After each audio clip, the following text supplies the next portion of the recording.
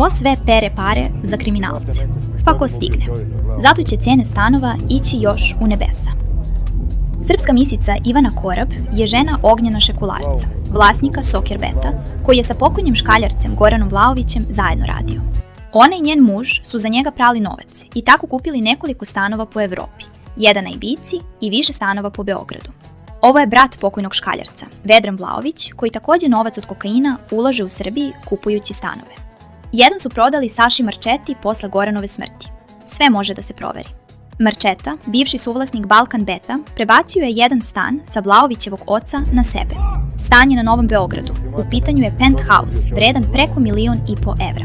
Šekularac je stan na Ibici, isto vredan preko 1,5 miliona evra, prebacio na sebe kada je Vlaović ubijen. Također su kupili i stan od 1 milion evra u Kuli.